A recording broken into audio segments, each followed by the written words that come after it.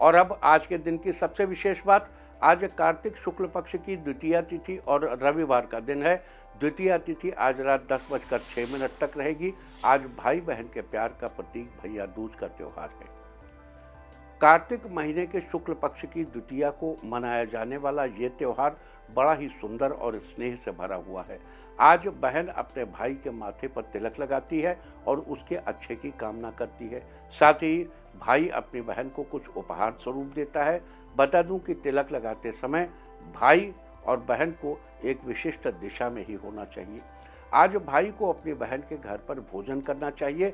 पुराणों के अनुसार जो व्यक्ति इस दिन अपनी बहन के घर भोजन करता है वो साल भर किसी झगड़े में नहीं पड़ता और उसे शत्रुओं का भय नहीं होता।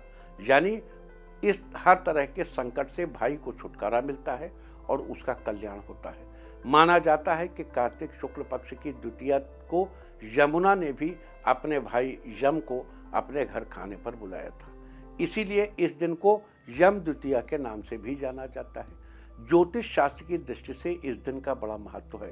ज्योतिष शास्त्र के अनुसार के मुताबिक हर रिश्ते का संबंध किसी न किसी ग्रह से होता है। रिश्तों में बहन का संबंध बुध ग्रह से है, इसलिए बुध संबंधी समस्याओं से बचाव के लिए बहन की शुभकामनाएं आपके जीवन में हित के लिए बेहद कारगर हैं। बुध का संबंध कैलकुलेटिव एप्टीट्यूड, व्यावसायिक कुशलता और वाणी आदि से होता है। अगर आपका बुध अच्छा हो तो ये सारी चीज़ें अच्छी हो जाती हैं। बहन बुध है तो ज्योतिष शास्त्र में भाई को मंगल माना जाता है और मंगल ऊष्मा का प्रतीक है। जीवन में ऊष्मा बरकरार रहना बहुत जरूरी है। ऊष्मा के बगैर जीवन निरर्थक है। इसलिए भैया दूज के इस त्यौहार का बड़ा महत्व है। बता दूं कि अगर अपनी बहन न हो तो चाचा, बुआ, मौसी की बेटी को अपनी बहन मानकर उसके साथ भैया दूज मनाना चाहिए। और विवाहित हैं तो उसके घर जाकर भोजन करना चाहिए और विवाहित नहीं हैं तो घर पर ही उसके हाथों का बना भोजन करना चाहिए।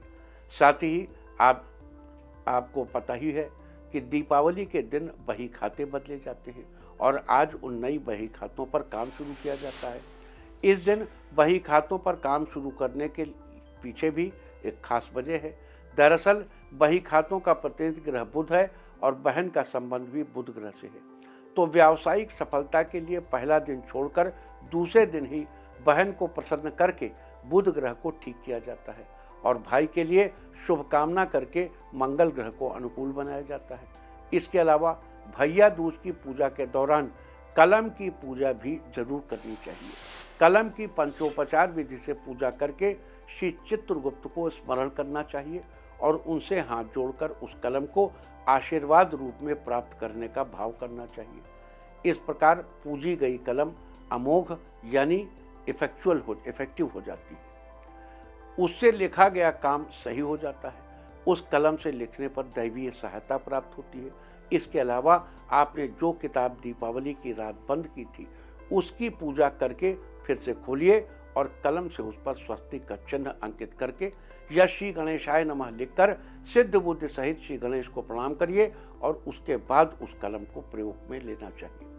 अगर आप चाहें तो एक से ज़्यादा कलम की पूजा भी कर सकते हैं और उनका उपयोग आप आने वाले पूरे वर्ष भर कीजिए। तो ये थी चर्चा भैया दूज और आज के दिन किए जाने वाले कृत्यों के बारे में।